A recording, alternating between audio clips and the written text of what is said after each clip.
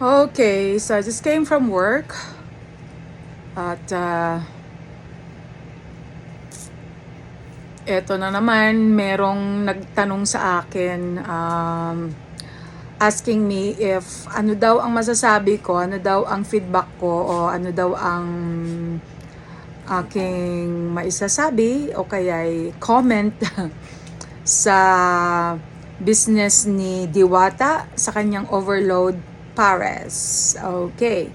Well, first of all, I mean, obviously, hindi lingid sa atin na talagang very successful na ngayon. Pero marami pa ring mga tao na talagang they're giving some negative feedbacks o kaya mga bashers, mga ganon. So, with my opinion, hindi ako magmimistulang basher dito dahil we have to face the reality. First of all, sa mga nakaraan na isa siya sa mga na-clearing doon sa space kung saan man siya dati, at binabalik-balikan din siya ng mga opisyales dyan sa kung saan man siya nakapwesto ngayon. Well, hindi natin sila masisisi because we cannot be above the law. First of all, kailangan talagang magkaroon ng validation in terms of licenses, kung may permit ba siya o kay may sanitary inspection na permit ba siya o lahat ng mga yon, kailangan talagang i-prove na talagang ang kanyang business is talagang legal, okay? Kasi lalo na ngayon dahil masyadong yun na yung pinupintirya ng mga tao, talagang yun na yung talagang dinudumog na ng mga tao. So, hindi pa rin natin pwede talaga na i-manipulate kung ano man ang desisyon ng City Hall o kaya kung sino man yung mga tao dyan na nagki-clearing or kung ano man yung mga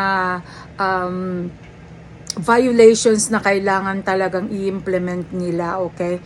Ngayon, if ever na nabigyan siya ng pagkakataon para magkaroon ng permit later on, that's very good. Ngayon, kung pasado naman siya sa sanitary inspection, that's very good. But as of now, dahil maraming nagsasabi na marumi daw dahil nilalangaw yung mga tinda niya or whatever, well, they have to make sure talaga na yun ang napaka-importante. Make sure na hindi pinapasukan ng langaw o kaya alikabok. So, hindi dapat talaga naka-expose na talagang walang takip kung ano man yung mga ano. Pero, as I can see kasi sa mga videos na pinapakita, lalong-lalo na yung mga in-expose na ng mga vloggers o kung sino-sino mga nag-upload, naka-expose talaga na hindi nakatakip yung mga yung mga nandoon, especially yung mga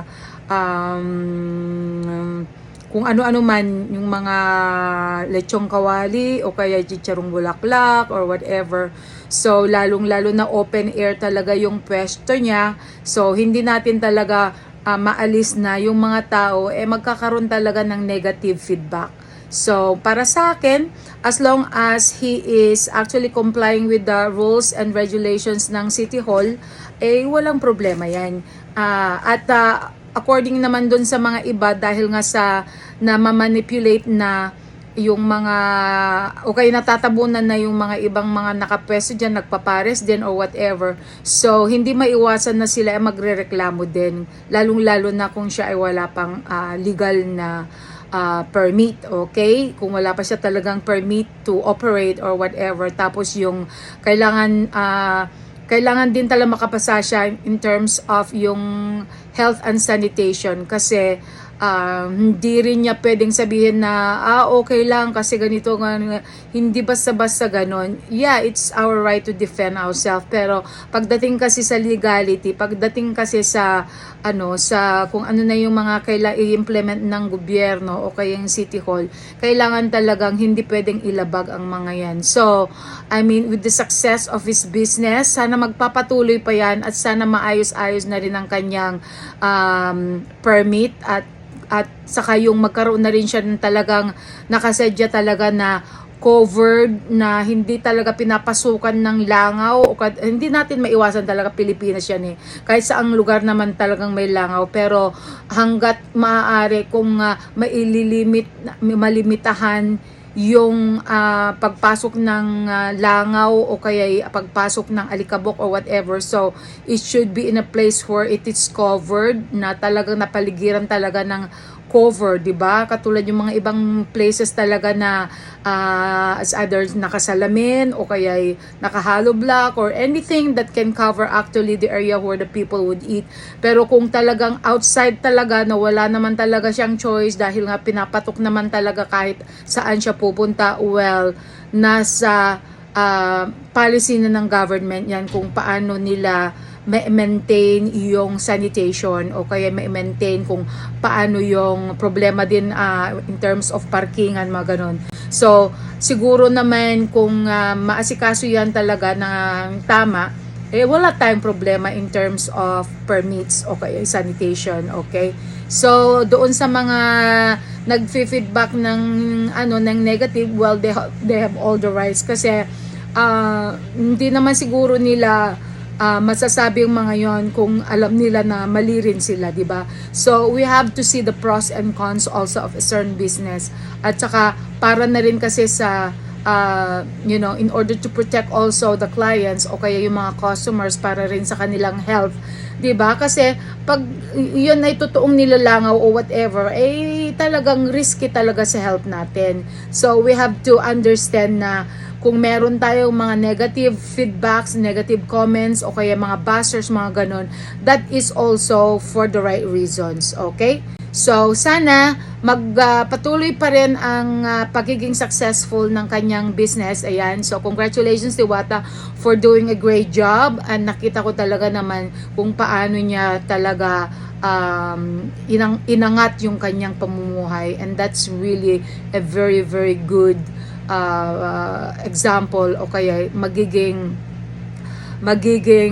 model natin para at least maipakita natin na talagang from nothing until nag-succeed ng isang tao, which is for me yun din ang aim ko sa buhay ko, na from nothing hanggang sa umangat, mga ganun. So, I mean, it gives us a great lesson at magiging inspirasyon din sa lahat. Okay? So, pagpatuloy mo lang yan, Diwata, and hopefully, mababawasan na rin yung mga bashers mo pag naayos na lahat-lahat, kung ano man yung mga permits at kung ano-ano man yung mga sanitary inspections, mga ganon. So, I'm sure na magiging maayos-ayos na ang lahat. At mananahimik na rin ang mga bashers. Alright?